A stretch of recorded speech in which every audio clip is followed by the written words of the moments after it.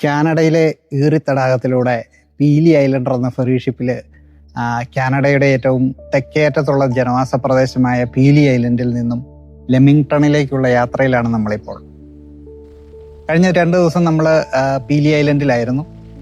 ബന്ധുവീട് സന്ദർശനത്തിനോടൊപ്പം ഐലൻഡിൽ explore ചെയ്യാനുള്ള വിവിധങ്ങളായ ആക്ടിവിറ്റികളൊക്കെ explore ചെയ്ത് ഈ ഐലൻഡിനോട് യാത്ര പറഞ്ഞ് മുമ്പോട്ടുള്ള നമ്മളുടെ യാത്ര തുടരുകയാണ്. അങ്ങനെ ലെമിംഗ്ടണിലെത്തി ഷിപ്പിൽ നിന്ന് നമ്മളുടെ കാറൊക്കെ ഇറക്കി അവിടെ നിന്ന് കാനഡയുടെ അതിർത്തി പട്ടണമായ വിൻസറിലേക്കാണ് ഇനി നമ്മൾ എത്തുന്നത്. ഈ ഭാഗത്തിന് മറ്റൊരു പ്രത്യേകത കൂടെയുണ്ട്. നമുക്കറിയാം, കാനഡയുടെ തെക്ക് ഭാഗത്തായിട്ടാണ് അമേരിക്ക സ്ഥിതി ചെയ്യുന്നത്. പക്ഷേ കാനഡയിൽ നിന്നും വടക്കോട്ട് യാത്ര ചെയ്ത് അമേരിക്കയുടെ ഒരു വലിയ സിറ്റിയിലേക്ക് പ്രവേശിക്കാൻ കഴിയുന്ന ഒരേ ഒരു ഭാഗം എന്ന് പറയുന്നത് ഇവിടെയാണ്. ലെമിംഗ്ടണിൽ നിന്ന് 50 കിലോമീറ്റർ ആയിരുന്നു വിൻസറിലേക്ക്.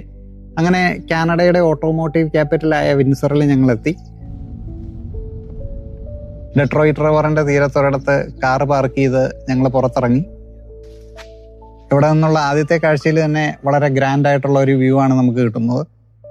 നാട്ടിലിരുന്ന് സഫാരി TV-യിലെ സഞ്ചാരം പരിപാടിയിലൂടെ മാത്രം കണ്ടിരിക്കുന്ന സ്ഥലങ്ങൾ നേരിൽ കാണുന്നതിൻ്റെയും അത് ഫോണിൽ പകർത്തുന്നതിൻ്റെയും ഒക്കെ തിരക്കിലായിരുന്നു എൻ്റെ പിതാവ്. 2019 എൻ്റെ ഭാര്യ കാനഡയിൽ പഠിക്കാനായിട്ട് ആദ്യം നാട്ടിൽ നിന്ന് പോരുമ്പം അഡ്മിഷൻ കിട്ടി ആദ്യം വന്ന് ചേർന്നത് ഇവിടെയുള്ള ഒരു കോളേജിലായിരുന്നു. അതുകൊണ്ട് എൻ്റെ ഭാര്യയ്ക്ക് ഇതൊരു പുതിയ സ്ഥലമല്ല. പക്ഷെ ഞാൻ ഇതിനു മുമ്പ് ഒരു തവണ ഈ വിൻസർ സന്ദർശിച്ചിട്ടുണ്ട്. നമ്മുടെ മുമ്പിൽ കാണുന്ന ഈ വലിയ നദിയാണ് ഡെട്രോയിറ്റ് റിവർ. അതിനപ്പുറത്തായിട്ട് കാണുന്നത് അമേരിക്കയുടെ ഡെട്രോയിറ്റ് പട്ടണവും. തലയുയർത്തി നിൽക്കുന്ന ഡെട്രോയിറ്റിലെ വലിയ കെട്ടിടങ്ങളൊക്കെ നമുക്ക് കാണാം. അതിലെ ഒരു കൂറ്റൻ കെട്ടിടമാണ് ഈ ജനറൽ മോട്ടോഴ്സിന്റെ ഹെഡ് ക്വാർട്ടേഴ്സ്. ഷെവർലെയും കാർഡിലാക്കും പോലെയുള്ള വമ്പൻ കാർ ബ്രാൻഡുകൾ ഈ ജനറൽ മോട്ടോഴ്സിൻ്റെയാണ്. ഒരു കാലത്ത് ഡെട്രോയിറ്റ് നഗരം അമേരിക്കയുടെ തന്നെ ഒരു ഓട്ടോമോട്ടീവ് ക്യാപിറ്റലായിരുന്നു. അതുപോലെ നമ്മൾ ഈ നിൽക്കുന്ന ഈ വിൻസറാണ് കാനഡയുടെ ഓട്ടോമോട്ടീവ് ക്യാപിറ്റൽ. ഒരുപാട് കസിനോകളൊക്കെ ഇവിടെയുണ്ട്. മീനച്ചിലാറിന് ഇപ്പുറം ഈരാറ്റുപേട്ട, അപ്പുറം അരുവിത്ര എന്ന് പറയുന്നത് പോലെ ഈ നദിക്ക് അപ്പുറവും ഇപ്പുറമായിട്ട് വളർന്ന 2 രാജ്യങ്ങളിലായിട്ട് കിടക്കുന്ന ഇരട്ട നഗരങ്ങളാണ് ഈ ഡെട്രോയിറ്റും വിൻസറും. എന്നൊക്കെയാണെങ്കിൽ പോലും തൊഴിലില്ലായ്മ നിരക്കിൽ കാനഡയിലെ തന്നെ 1ാം സ്ഥാനത്ത് നിൽക്കുന്ന ഒരു പട്ടണമാണിത്. ഇവിടെയൊക്കെ നല്ലൊരു ജോലി തപ്പിക്കണ്ടുപിടിക്കാൻ തന്നെ വളരെ ബുദ്ധിമുട്ടാണ്. അതൊക്കെ ആലോചിച്ചുകൊണ്ട് ഞങ്ങളവിടെ കാഴ്ചകളൊക്കെ കണ്ടു നിൽക്കുമ്പം അതുവഴി ഒരു പോർച്ചുഗീസ് ബൾക്ക് കാരിയർ കടന്നു പോകുന്നത് കണ്ടു. ഇത്തരം കപ്പലുകൾ പ്രധാനമായിട്ടും കടൽ മാർഗ ഈ അയിര്, കൽക്കരി തുടങ്ങിയ അസംസ്കൃത വസ്തുക്കളൊക്കെ കൊണ്ടുപോകാൻ വേണ്ടിയിട്ടാണ് ഉപയോഗിക്കുന്നത്. അത് പറഞ്ഞപ്പോഴാണ് ഓർത്തത്, ഒരുപക്ഷെ നിങ്ങൾക്കറിയില്ലായിരിക്കും, ഈ അമേരിക്കയിലെ പഞ്ചതടാകങ്ങൾ, ഗ്രേറ്റ് ലേക്സ്, ഇതെല്ലാം ഇന്റർ കണക്റ്റഡ് ആണ്. അതായത് ഒരു ലേക്കിൽ നിന്ന് മറ്റൊരു ലേക്കിലേക്ക് കപ്പലുകൾക്ക് കടന്നു പോകാൻ കഴിയും.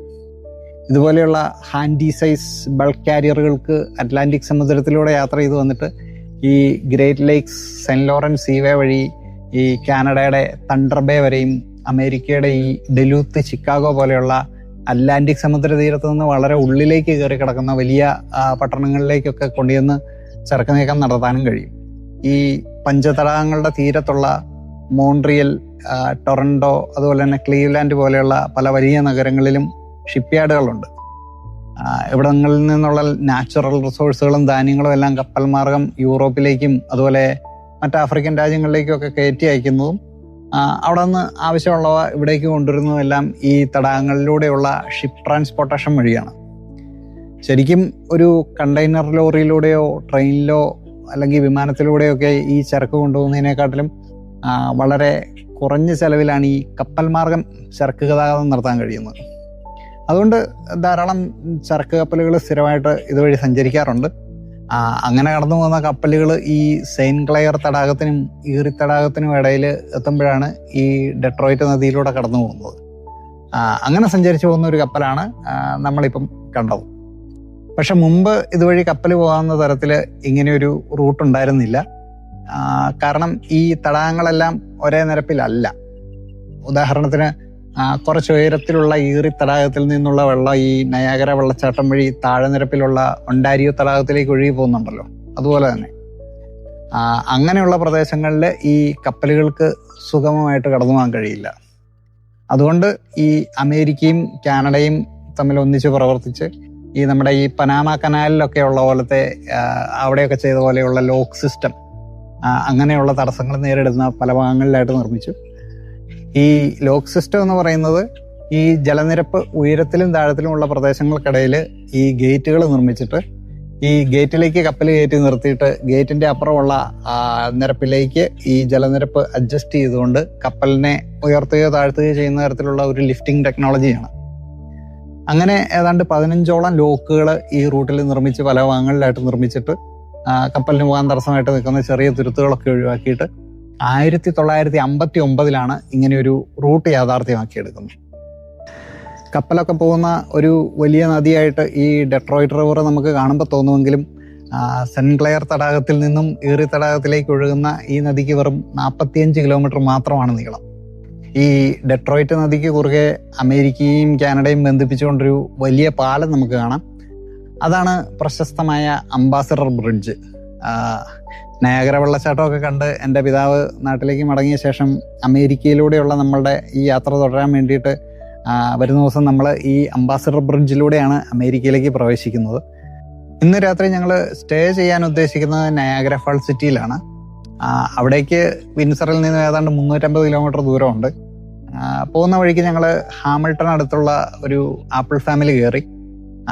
ഞങ്ങൾ ഈ യാത്ര നടത്തുന്ന സമയം ആപ്പിൾ പിക്കിങ്ങിന്റെ സമയം ആയതുകൊണ്ട് ഇവിടെയുള്ള ആപ്പിൾ തോട്ടങ്ങളിലെല്ലാം നിസ്സാരം പൈസ കൊടുത്തു കഴിഞ്ഞിട്ടുണ്ടെങ്കിൽ അവരൊരു സഞ്ചി തരും. നമുക്ക് തന്നെ കയറി ആ സഞ്ചി നിറയെ ആപ്പിൾ പറിക്കാം. ആർത്തി പിടിച്ച് തിന്നുവാണ്. അത് നമുക്ക് കൊണ്ടുപോകാം.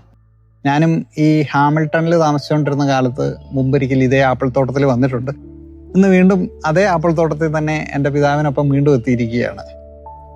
ഇതുപോലെയുള്ള നിരവധി ഫാമുകൾ ഈ പരിസരങ്ങളിലുണ്ട്.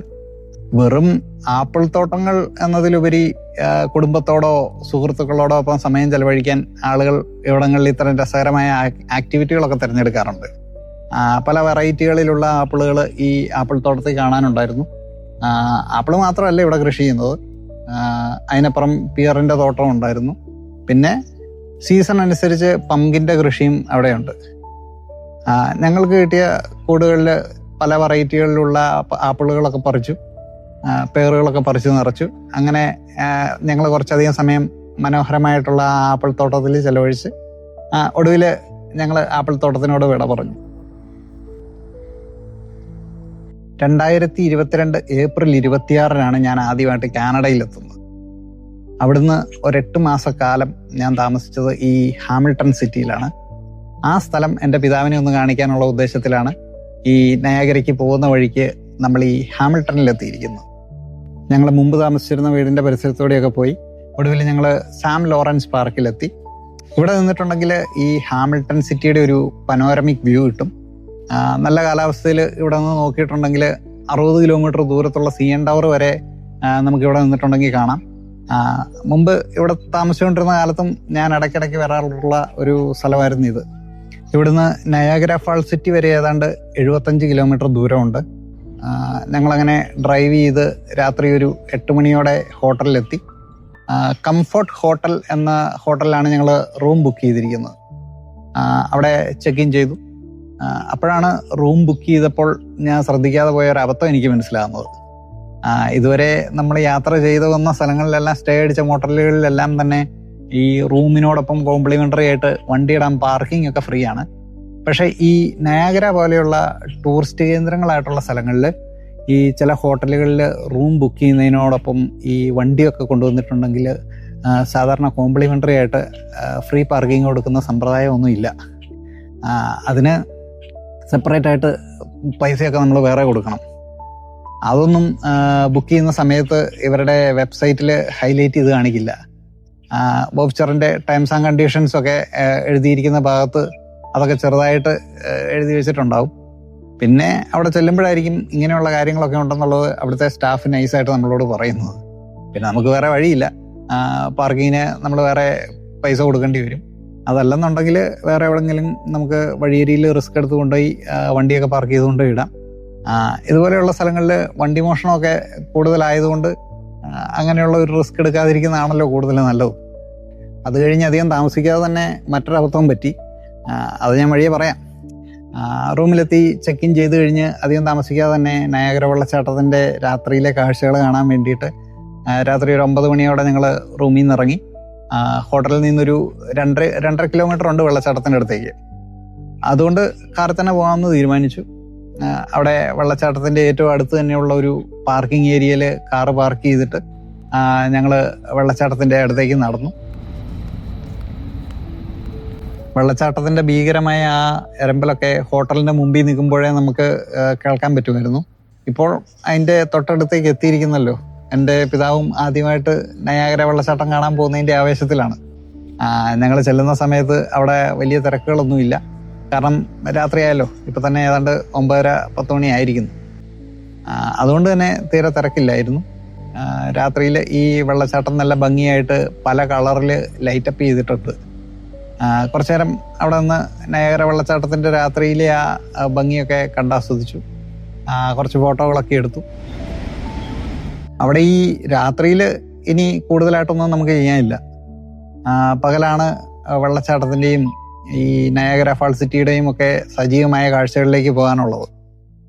തന്നെയുമല്ല, വെള്ളച്ചാട്ടത്തിൽ നിന്നുള്ള ക്ലൗഡും രാത്രിയായപ്പോഴുള്ള തണുപ്പും ഒക്കെ ആയി കഴിഞ്ഞപ്പം അധികനേരം അവിടെ അങ്ങനെ ജാക്കറ്റൊന്നും ഇല്ലാതെ നിൽക്കാനും കഴിയാത്തത് കൊണ്ട് ഞങ്ങൾ തിരിച്ച് ഹോട്ടലിലേക്ക് മടങ്ങാനായിട്ട് വണ്ടി പാർക്ക് ചെയ്തിരുന്ന ആ പാർക്കിംഗ് ലോട്ടിലേക്ക് ചെന്നു. കാറെടുത്ത് പുറത്തേക്ക് വരുന്ന വഴി ഒരു ഓട്ടോമാറ്റിക് ഗേറ്റ് ഉണ്ട്. അവിടെ കാറിൻ്റെ ടാപ്പ് ചെയ്ത് നമ്മൾ അത്രയും നേരം പാർക്ക് ചെയ്തതിൻ്റെ പൈസ കൊടുക്കണം. 1 മണിക്കൂർ മുമ്പ് നമ്മൾ ഈ വണ്ടി പാർക്ക് ചെയ്യാൻ വേണ്ടിയിട്ട് കയറുന്ന സമയത്ത് അവിടെ നിന്ന് നമുക്കൊരു ടോക്കൺ കിട്ടിയിരുന്നു. ആ ടോക്കൺ ഞാൻ മെഷീനിലേക്ക് ഇട്ട് കൊടുത്തു. അതിനകത്ത് ഈ ടൈമിങ്ങും കാര്യങ്ങളും ഒക്കെ ഉണ്ടല്ലോ, നമ്മൾ എപ്പോഴാണ് എൻട്രി ആയതെന്നുള്ളതൊക്കെ. അപ്പം അത്രയും നേരം നമ്മൾ അവിടെ വണ്ടി പാർക്ക് ചെയ്തതിന് ആ ടോക്കൺ റീഡ് ചെയ്തിട്ട് അവർ ചാർജ് ചെയ്തത് $35. അതായത് ആ സമയത്ത് ഒരു എക്സ്ചേഞ്ച് റേറ്റ് വെച്ച് നോക്കിയിട്ടുണ്ടെങ്കിൽ ഏകദേശം ഒരു 2100 രൂപയാണ് ആ ഒരു മണിക്കൂറിൽ താഴെ വരുന്ന സമയത്തിന് അവിടെ പാർക്കിങ്ങിന് ഈടാക്കിയത്. 1 മണിക്കൂർ ഇവിടെയുള്ള ഹോട്ടലുകളിൽ പണിയെടുക്കുന്ന ആൾക്കാർക്ക് അത്രയും പൈസ ശമ്പളം കിട്ടുമെന്നുള്ളത് തന്നെ സംശയമാണ്. എന്തായാലും ഒരു യാത്രയിൽ ഇങ്ങനെയുള്ള അബദ്ധങ്ങളും നമ്മൾ പ്രതീക്ഷിക്കണം. അതുകൊണ്ട് അതിനെക്കുറിച്ച് ഓർത്തിട്ട് ഖേദമൊന്നുമില്ല, അല്ലെങ്കിലും ഖേദിച്ചിട്ടും കാര്യമൊന്നുമില്ല. എന്തായാലും നാളെ നമ്മൾ ഈ നയാഗ്ര വെള്ളച്ചാട്ടവും ഈ സിറ്റിയും എല്ലാം വിശദമായിട്ട് തന്നെ എക്സ്പ്ലോർ ചെയ്യാനാണ് ഉദ്ദേശിച്ചിരിക്കുന്നത്. വരുന്ന എപ്പിസോഡ് ഒരു ഗംഭീര വിഷ്വൽ ട്രീറ്റ് തന്നെയായിരിക്കും.